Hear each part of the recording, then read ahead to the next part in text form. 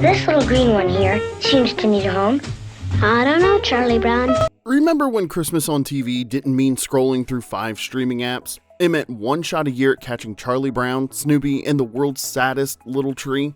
A Charlie Brown Christmas landed on CBS back in December of 1965 with Charles Schulz's comic strip crew. Charlie Brown, Lucy, Linus, Snoopy, and the gang jumping from the newspaper into TV animation. What was supposed to be a one-time experiment turned into a decades-long tradition, replayed year after year until it felt less like a TV special and more like a family member who visits every December whether you're ready for it or not. Today, we're diving into 15 weird and wonderful facts you didn't know about a Charlie Brown Christmas.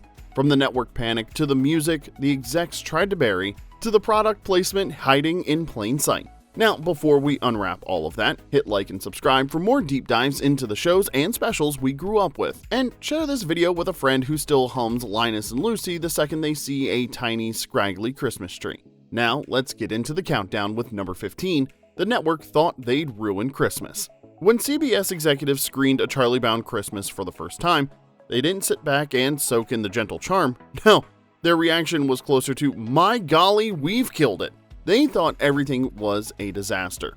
The slow pacing, the real-life children voicing the characters, the unusually mellow music, and worst of all, no laugh track. No. Listen, all of you. You've got to take direction. You've got to have discipline. In 1965, that was practically a federal offense. CBS was convinced they had a lump of coal on their hands, but here's the wild part. They had to air it anyway. Why? Well, because the network had already promoted the special across TV, radio, and print. The airtime was locked in, the sponsors were committed, and December programming wasn't something you could rebuild from scratch at the last minute. Pulling it would have meant admitting they'd spent weeks hyping a show they now wanted to hide. So, CBS gritted their teeth, crossed their fingers, and aired it. Hopeless, Charlie Brown. Completely hopeless. Rats. And then, 45% of America tuned in. Viewers loved it, critics loved it. The disaster became an instant holiday classic, and CBS immediately pretended they always knew it would work. Amazing what a little overpromotion and a total lack of backup options can do for television history. Number 14, Charles Schulz drew a line in the snow and refused to budge. Now, if CBS executives thought they had notes, Charles Schulz had commandments. The creator of Peanuts walked into a Charlie Brown Christmas with a list of non-negotiable demands, and he treated them like they were carved on a stone tablet. And honestly, bless him, because every absolutely not on that list is exactly why the special still works today. First rule, no adults pretending to be kids. Schulz insisted the Peanuts gang be voiced by actual children. A wild idea in 1965 when most kids on TV sounded like chain-smoking theater actors doing baby voices. Schulz wanted authenticity, not adults pitching their voices up like they were auditioning for Alvin and the Chipmunks. The second rule, no laugh track. A radical act of defiance for the era, sure, but network comedies lived on laugh tracks. My own dog gone commercial. I can't stand it. Oh. They were practically required by law.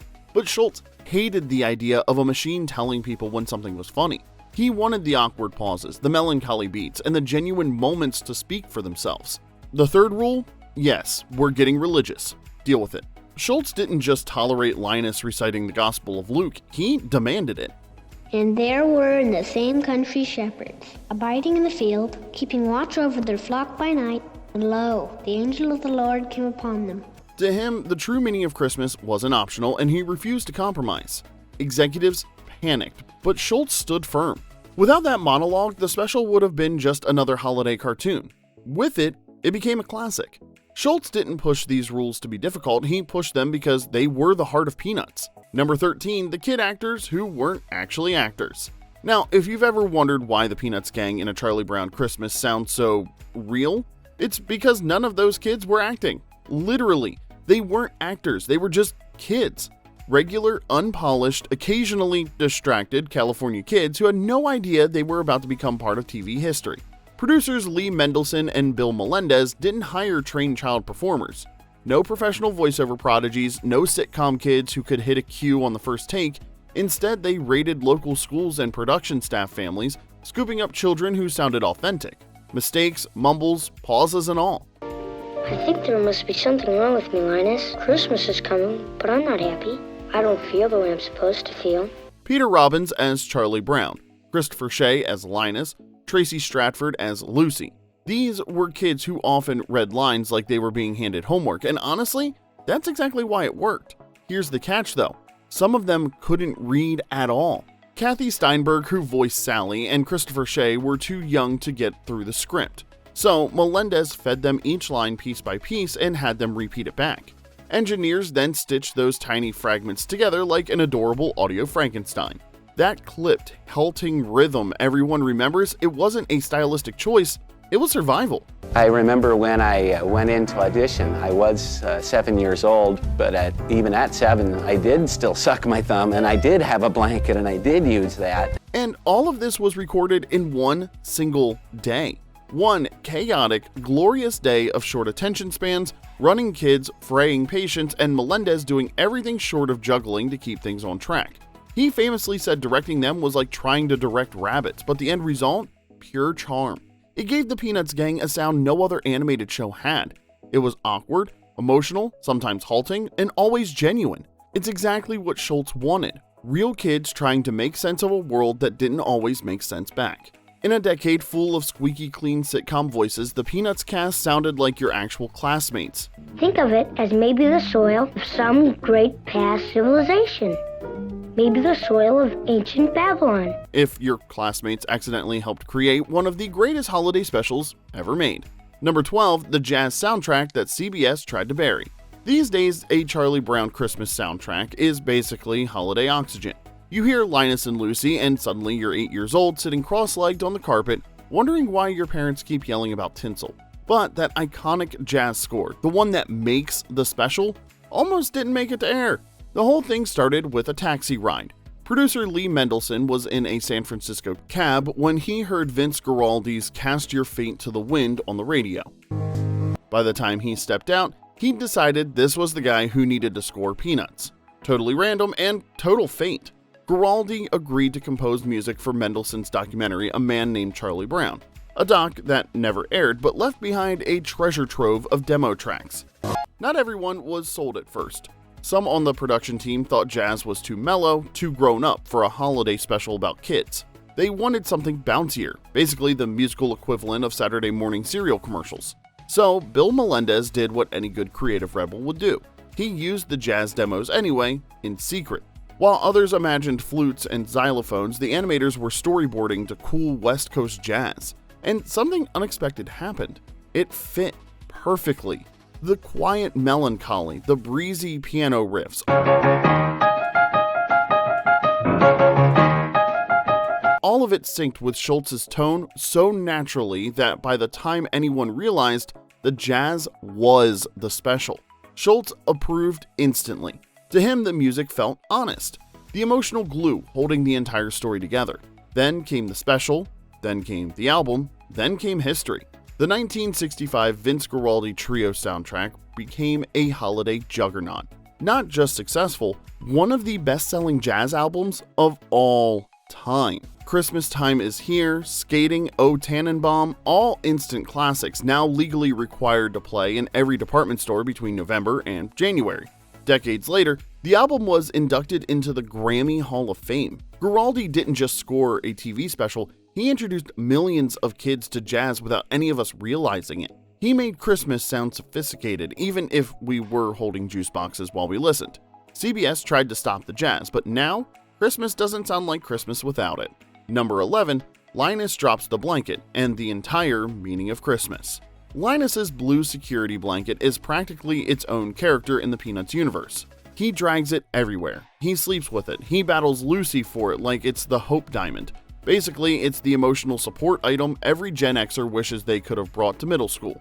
But in a Charlie Brown Christmas, that blanket becomes more than a running gag. It becomes the heart of the entire special. Get rid of that stupid blanket. What's a Christmas shepherd gonna look like holding a stupid blanket like that? Here's the moment. Charlie Brown, having one of the worst holiday seasons of his life, which frankly is every holiday season for him, finally snaps. Isn't there anyone who knows what Christmas is all about? And Linus, the quiet kid, the philosopher, the one everyone underestimates, steps forward asks for a spotlight like he's about to give the most important TED Talk of 1965, and begins reciting the nativity story from the Gospel of Luke. Then it happens. And they were sore afraid, and the angel said unto them, Fear not, for behold, I bring you tidings of great joy, which shall be to all people. At the words, "Fear not," Linus lets go of his blanket on purpose. For a character who won't drop that thing even when he's asleep, this is the closest thing Peanuts has to a mic drop. It's also the only time in the entire special you see him without it. Schulz wasn't subtle here. He wanted viewers to feel it. Linus isn't suddenly cured, he's not over his fears, he's setting them down because in that moment, the message gives him a security deeper than anything he can hold in his hand. It's the simplest, purest metaphor in the whole special. Hope cancels fear. Well, this is one Christmas shepherd who's going to keep his trusty blanket with him. See? You wouldn't hit an innocent shepherd, would you? And in true Peanuts fashion, the blanket makes one last cameo, but not for Linus. After the kids mock Charlie Brown's tiny CPR-needed Christmas tree, Linus wraps the blanket gently around its trunk and says, Maybe it just needs a little love. Translation, even the smallest, weakest thing can stand tall when someone believes in it, and yes, that includes Charlie Brown. One blanket drop, one perfect metaphor, one of the most quietly powerful moments in television history. Not bad for a kid who still sucks his thumb. Number 10, the special CBS thought would flop ended up winning TV's biggest award. CBS executives spent weeks pacing the halls convinced A Charlie Brown Christmas was going to be the biggest holiday disaster since fruitcake. But the moment it aired, America fell in love, and critics did too. First came the Primetime Emmy in 1966 for Outstanding Children's Program. The winner is, in Hollywood, A Charlie Brown Christmas. Lee Mendelson and Bill Melendez producing. Producers Lee Mendelson and Bill Melendez brought Charles Schulz on stage with them, where Schulz delivered the perfect Peanut-style acceptance line. Charlie Brown is not used to winning, so we thank you. Then came the Peabody Award, praising the special's gentleness and its sensitive, faithful portrayal of the Peanuts world. High praise in an era when most animated TV was loud, frantic, and disposable. The awards weren't just shiny decorations, they proved the special wasn't a lucky fluke. It was something different, something meaningful, something families connected with instantly. The success pushed CBS to immediately order more Peanut specials, including It's the Great Pumpkin Charlie Brown, opening the doors to decades of holiday traditions, still airing today. What CBS thought would be a catastrophe instead became a cornerstone of American Christmas. One Emmy, one Peabody, and one very relieved network at a time. Number 9, Snoopy's famous red doghouse started out blue. Everyone knows Snoopy's doghouse is red. Bright, bold, merch-ready red. You've seen it on lunchboxes, t-shirts, holiday decorations, Halloween specials, the 2015 movie, it's everywhere. Except in A Charlie Brown Christmas, where it's blue. Yeah, Snoopy's world-famous red doghouse actually started off as a chilly blue cabin in the very first Peanuts TV special, and it wasn't a mistake, it was a strategy. In the black and white comic strip, Schulz never assigned it a real color, which gave the animators total freedom when they brought Peanuts into color TV for the first time. What's going on here?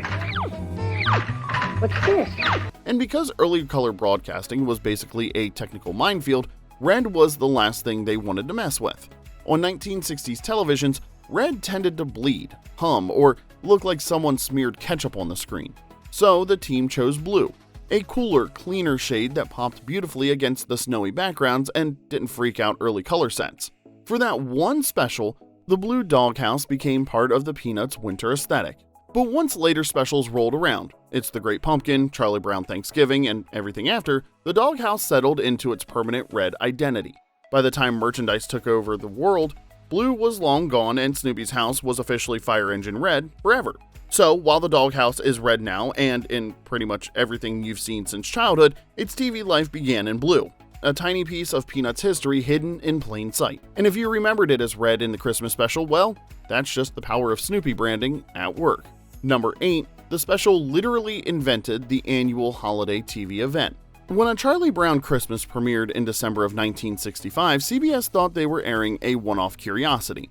A nice little cartoon that might get decent ratings and then disappear forever. Instead, it accidentally invented an entirely new kind of television, the annual holiday special. Before this, animated programs were usually one and done. They aired, they vanished, and that was it. No reruns, no traditions, no families gathered around the TV waiting for a certain night. Animation was disposable. Then Charlie Brown showed up and changed the rules. The special was such a massive, unexpected smash that CBS immediately locked it in as a yearly broadcast. And in the era before VCRs, cable, or streaming, this was a huge deal.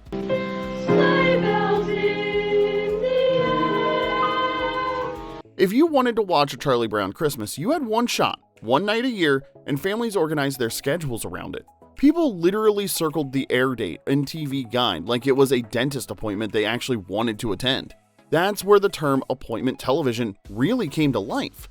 It wasn't just a show anymore, it was a ritual. And that ritual reshaped the entire holiday TV landscape. Networks suddenly realized that a great animated special wasn't filler.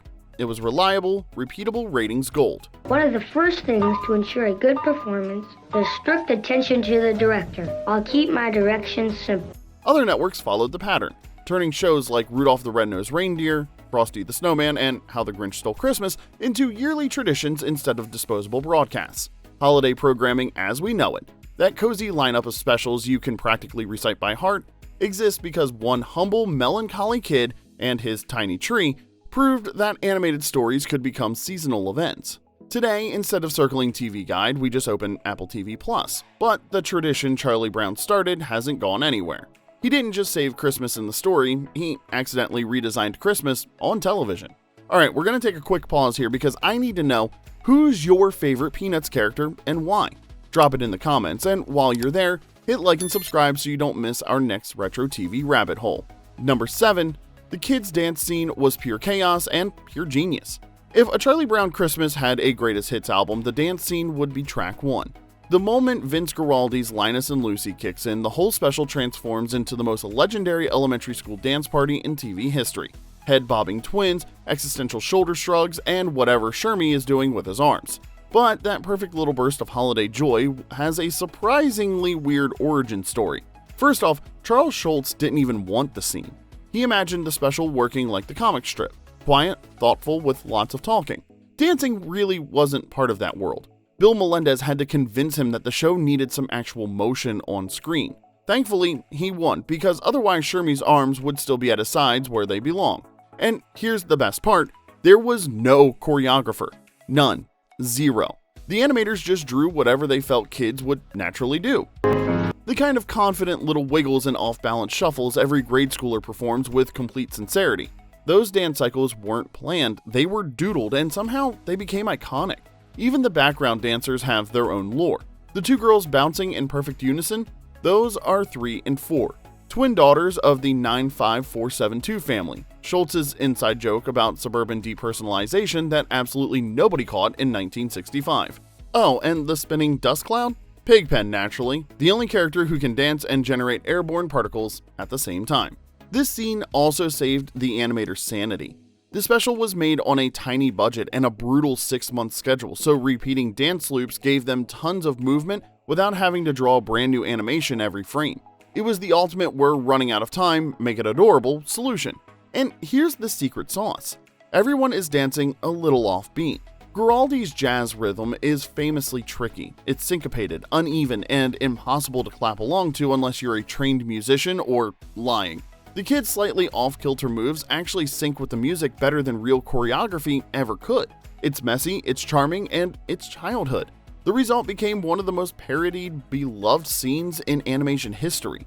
A perfect blend of improvisation, shortcuts, and pure Peanuts chaos. And yes, the second we heard that piano riff, we danced a little too. Number 6, Charlie Brown helped end the aluminum Christmas tree craze. Now, before Charlie Brown Christmas aired, aluminum Christmas trees were everywhere. They were shiny, they were modern, they were space age. They were the Jetsons of holiday decor, a stylish way to say, I love Christmas, but I also love the future. And then Charlie Brown walked in and wiped out the entire trend overnight. In 1965, fake aluminum trees were the holiday status symbol. Gleaming silver branches, rotating color wheels, the whole mid-century futurist vibe. Families bought them to feel modern and sophisticated. They were the Instagram aesthetic before Instagram ever existed. Then the Peanuts gang came along and gently torched the whole idea on national television.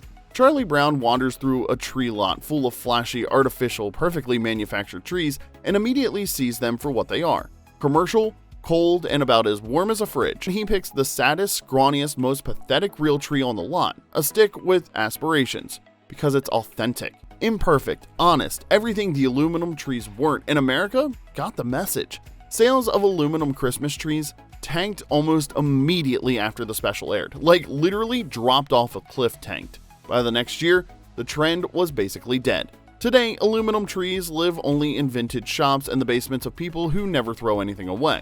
Charlie Brown brought back the real tree tradition in a single, beautifully awkward moment of holiday sincerity. Number 5, A Charlie Brown Christmas was a last-minute miracle. Was A Charlie Brown Christmas really animated right up until airtime? Well, not literally hours before, but close enough that every animator involved deserved hazard pay. This whole production was a full-scale scramble from day one. Coca-Cola sponsored the special late in the year, giving producer Mendelson and animator Bill Melendez about 6 months to write, cast, record, animate, score, and edit an entire half hour of television. In 1965, that was like asking someone to hand-carve a statue during a sprint. Pigpen, you're the innkeeper. In spite of my outward appearance, I shall try to run a neat inn. They delivered the finished special to CBS just 10 days before its December 9th premiere. 10. In TV terms, that's basically saying, we're airing this thing whether it's done or not. The remaining 9 days were spent frantically fixing sound, tightening edits, adding music cues, and praying that nothing broke. The final scene, the kids decorating the tree and singing "Hark the Herald Angels Sing," was completed at the last possible moment. Merry Christmas, Charlie Brown!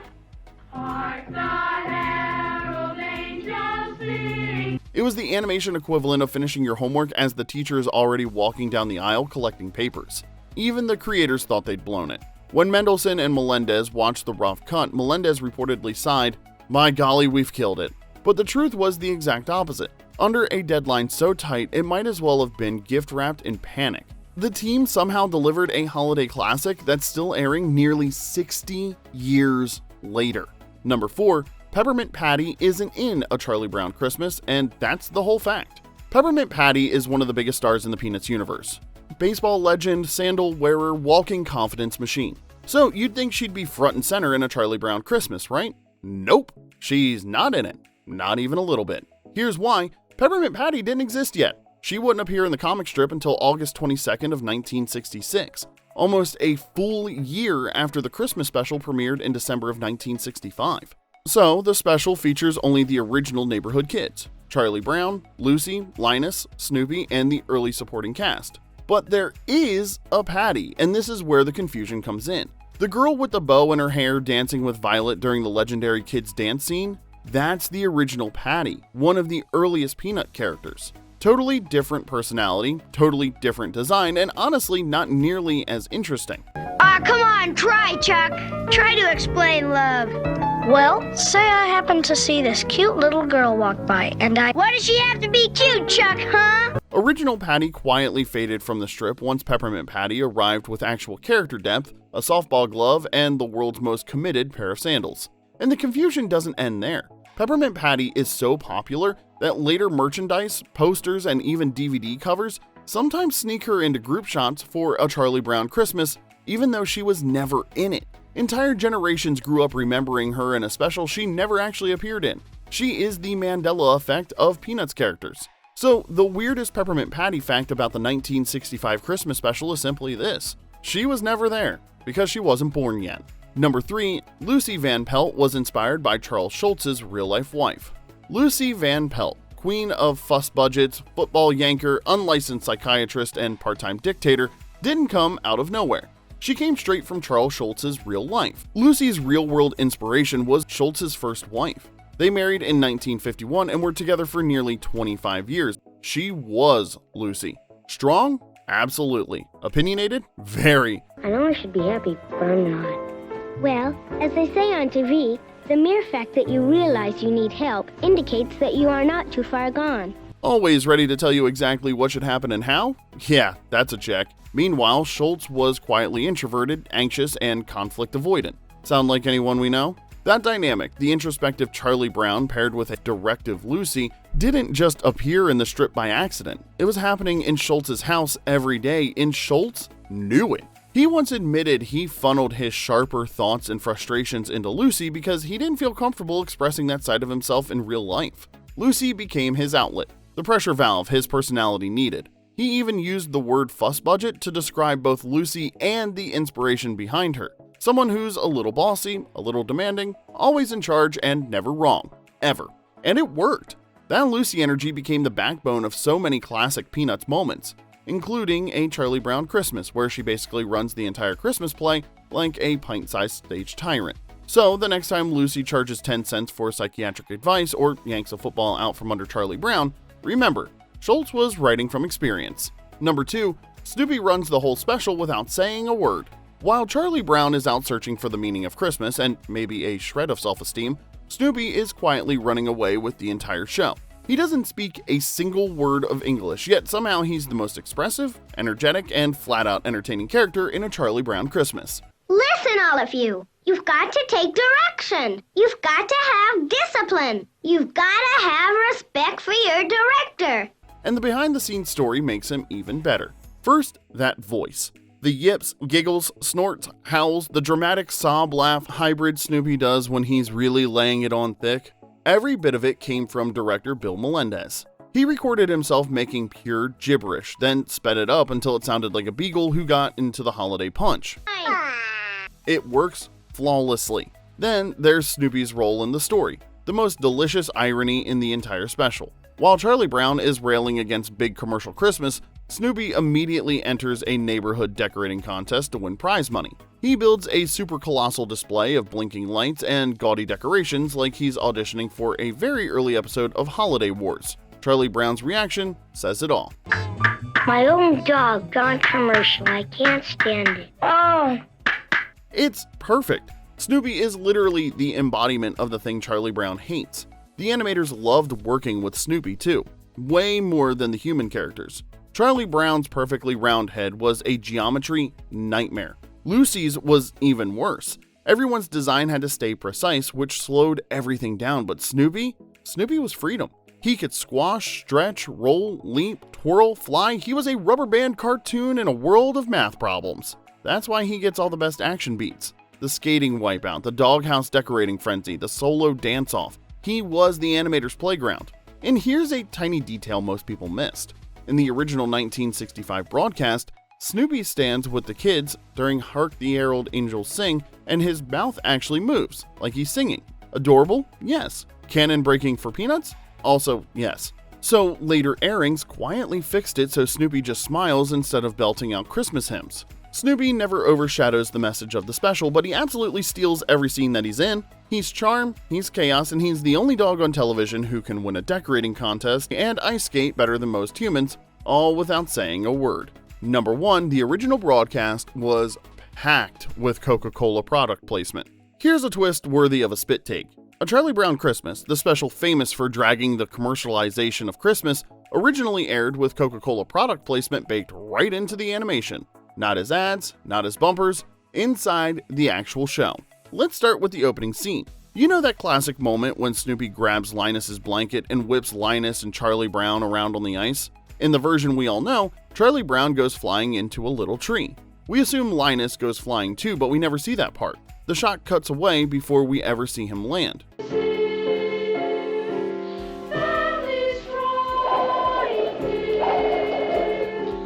But those who watched the original 1965 broadcast did see it. Linus slammed directly into a Coca-Cola billboard, framed perfectly like it was part of the story.